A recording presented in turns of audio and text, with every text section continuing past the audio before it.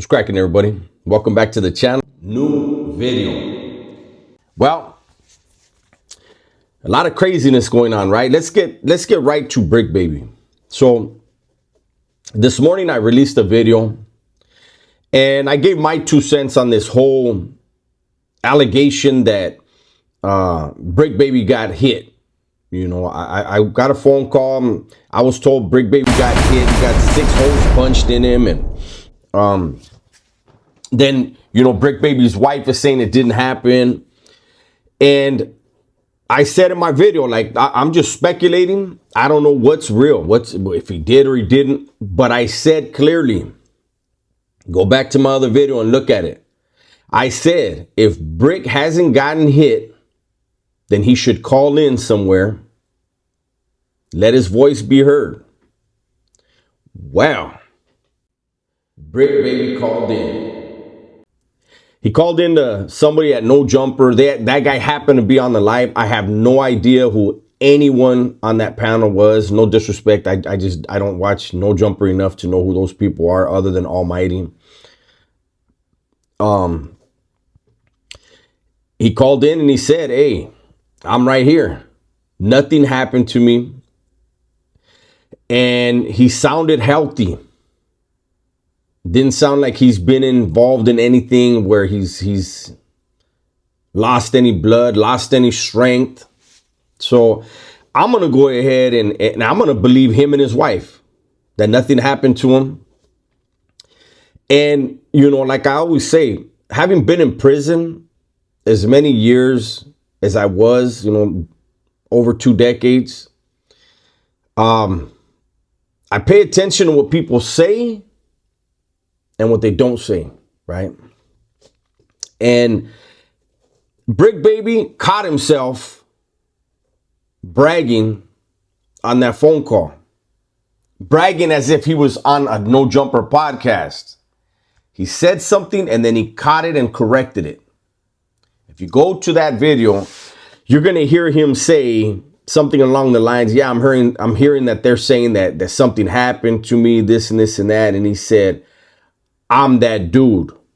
I'm the man, or something along those lines. And then he immediately corrected himself, because you know why?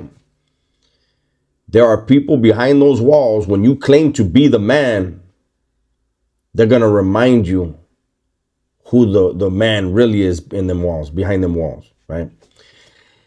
That tells me that he's still around people that can reach out and touch him. That wasn't no cowardice or nothing. That was him remembering, okay, I'm not on No Jumper. I'm where shit goes down. And he said, unfortunately, he was raised in that type of environment, so he knows how to do his time. So for me, I didn't hear any kind of, you know, to me, it wasn't any kind of cowardice or anything. It was him remembering, I'm not on the streets no more. I can't speak frivolously. And it also tells me he's around people. If he was PC'd up, he wouldn't be worried about saying something like that. If he was somewhere where nobody can get to him, he wouldn't be worried about saying anything like that. So to me, that spoke a lot. That spoke volumes, right? Something else that Bricc baby did, something else that he said on that phone call, I got to tip my hat to him. He said right in the beginning, I really can't say too much on this phone. Man, that is a breath of fresh air. You see Loose Cannon, he's over there, you know, doing all the phone calls, and he's still doing he's the hardest man alive shtick. And, you know, he's got his, you know, I have nothing against any of these guys, man. I'm a content creator. This is pretty big. At least out here on the West Coast, it's big, right? And so I'm offering my commentary on what I'm seeing, what I'm hearing. And when I do that stuff, I always try to be extremely respectful. I have no dog in the fight, so there's no reason for me to, you know, want to feel a certain way about something or interpret something the wrong way, misinterpret, mislead with my commentary. Nah, I'm just seeing it for what it is and I'm speaking on it. Bricc baby said he should be getting a bail hearing soon. and that he will be bailing out. Now, something to think about for Bricc Baby, something to ponder. If Bricc Baby gets out on bail, does he go back to no jumper immediately? Does he go on there and talk? Is he going to be popping pills? I mean, you can't do that, right? So, with Adam 16 now saying that he was questioned, that the feds came and questioned him regarding everything that's going on. How many of you guys believe that? How many of you guys believe that the feds really went over and questioned him? Why? He's not a criminal figure. All the type of questions that he asks are exactly what they want answered. So why would they try to muffle that man? I don't want to call him a man. Why would they try to muffle that individual? Doesn't make sense. Could it have happened? Of course. Anything's possible. Do I believe it? No. I don't see what they would want to interview him about. It's all on tape. He makes sure it's all part of content. So my advice to Bricc is, if you make bail, if you go on no jumper, stay sober and really listen to any question that Adam asks you.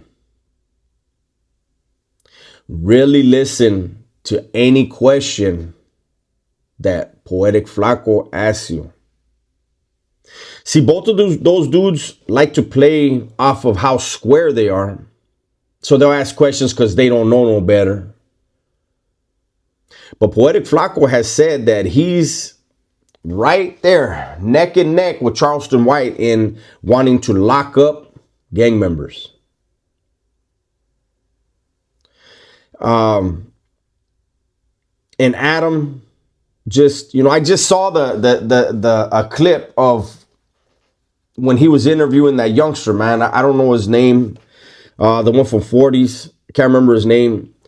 And he asked him about a shooting, and the kid just, and I don't mean that in a disrespectful way. You're a youngster, so I'm just saying it. He just stared at him. And then he asked him about other crimes, and the youngster just stared at him. How is it that youngster from 40s, the one with all the tattoos on his face and the braids, how is it that youngster has more damn sense than Loose Cannon, Bricc Baby, and a lot of these other cats that are supposedly monsters in the streets, factors in their sections? And this youngster knows when he hears the type of question that carries time with it. You answer that question, you're going to be sitting down right next to Loose Cannon and Bricc Baby. And why? Because you answered one of Adam's questions. You engaged in one of the conversations that Poetic Flaco wants to have. Poetic Flaco is a strange character. When he's off on his own, his stuff isn't that bad. It's not that bad. Now, he says stuff that you're reminded of how much of a square he is, but that's not a bad thing. I was a criminal, a gangster, a crook, whatever you want to call me, for the majority of my life. And let me tell you right now, I love being a square. I like square problems. The problems squares have are so pleasant. The problems gangsters have are rough. Death and incarceration. Those are some serious damn problems, man. So for me, once again, I believe Bricc and his wife. And hopefully he makes bail. Hopefully he beats his case. And it puts to rest all the allegations that certain dudes keep putting out there. Nowadays, people don't need paperwork.